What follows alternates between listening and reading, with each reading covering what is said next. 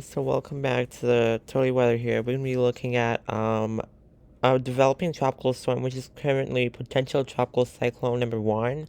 It is the start of the hurricane season in the Atlantic, and this is thus the first tropical cyclone of the season as well. Um, it will likely become tropical storm, which will be named tropical storm Alex. It will be heading northeast from eastern Mexico. And it will head towards Florida in the next couple days. It is likely going to see some impacts. And yeah, there'll be more to it in this video as well. So here's the official National Hurricane Center track. It is currently a potential tropical cyclone, as I just said in the beginning of the video. It is heading from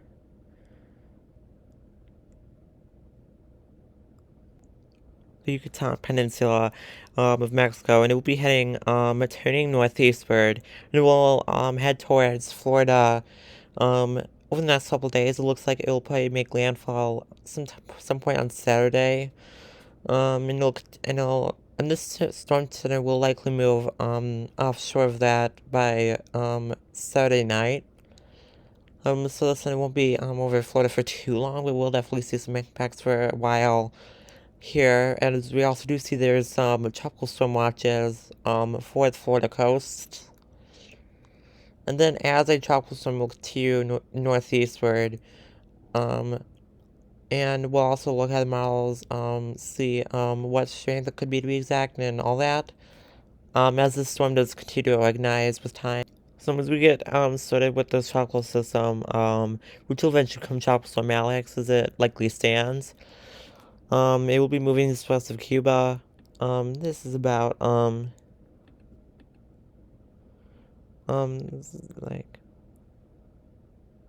this is occurring in the next few days. This model, specifically the GFS, really kind of takes it, this is rather southern Florida, not too much, for a tropical storm. We do see some tropical storm strength winds, though they'll be like low end, that could move through Florida with time.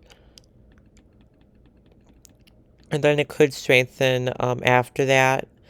It could be like up to 60 to 70 miles per hour, which is near the hurricane strength.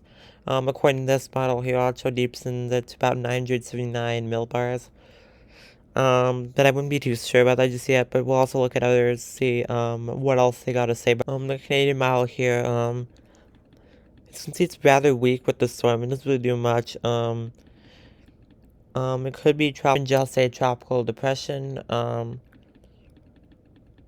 but again, it really doesn't do much after it heads into Florida, and even weekends with time as well. Yeah, there's a few more models we might look at before we conclude today's video. Another model like the European, obviously with the similar track. Differences of the strength are obvious with among the model guidance. But this storm after Florida deepens to about 990 millibars for a while, then really just kind of moves off, not doing much in strength, but still technically a tropical storm that is going on. You can see that fine circulation, tropical storm force winds really throughout the next few days, especially as it strengthens heading towards Florida. And technically, the peak would probably occur after Florida heading into the western Atlantic, according to these models, and that's probably what we're looking at. Rather than being in the Gulf with the peak, of course. So yeah, there's really not much else to look at here, other than where we could see some impacts, with the tropical storm force winds and future predicted strength and drag. At least with the hurricane part, we could talk a little bit about severe weather up here as well in the U.S.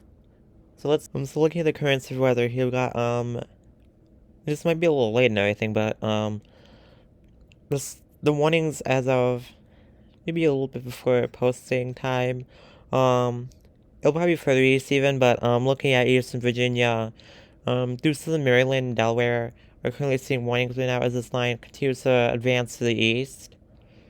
So yeah, pretty much the current severe weather. We'll also take a look at the outlooks and everything.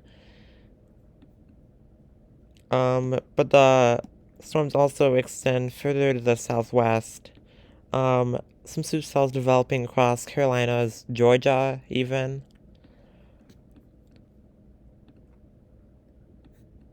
And there's some isolated non-severe activity, off the Wisconsin-Michigan, shores. So yeah, let's head back into that outlook. Indicates two major risk areas. One of them is across southern Colorado, New Mexico, and western Texas.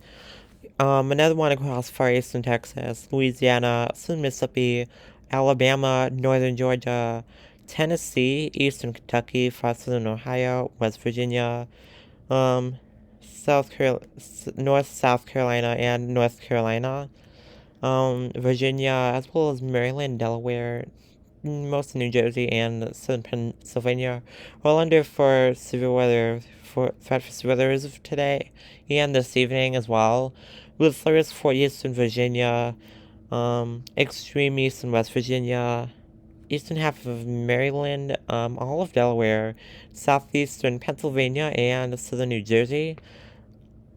There is no tornado threat, as you can see, but the wind threat encompasses pretty much all of the marginal risk areas and the slow risk areas. There's a smaller hail threat with one across this marginal risk area, as you can see right here. There's a little bit of just as well. And another one for basically the slow risk area, including Virginia, extreme east West Virginia, Maryland, Delaware, southern New Jersey, and southeast Pennsylvania, which is mostly what the slight risk is. But we're also be looking at day 2s and 3. Most weather would be from southern Montana across northern and eastern Wyoming, southwest South Dakota, western Nebraska, eastern Colorado, and eastern New Mexico, and portions of the western Oklahoma Panhandle and western Texas. And there's an extra margin risk as well from southern Mississippi, Alabama, Georgia, and the Carolinas, northern Florida Panhandle, and southern tip of Florida as well. The area for the center of Florida also kind of associates with tropical storm Alex, which is mostly what this video is about, for our 2% trade risk. That's pretty much the only reason we have the southern tip of Florida in the severe weather set as well for tomorrow. And that's with in the plains and across southeast coasts are for wind. And the plains also sees hail from this. The slight risk area overall again, western Texas Panhandle, eastern New Mexico, extreme west Oklahoma Panhandle for the slight risk area. Day 3 shows a rather isolated severe weather threat for the plains. So basically Nebraska, Kansas, Oklahoma, northern Texas, northeast Colorado, and then central Florida again, which will probably be obviously associated with tropical storm Alex, which will be moving through the region this weekend. It'll probably start seeing impacts by tomorrow, something like that. As this system does organize, moving out of the Yucatan Peninsula. And that's pretty much it for today. Hope you stay safe out there.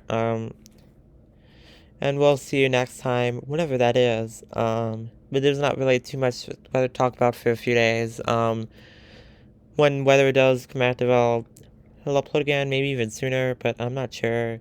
Yeah, have a good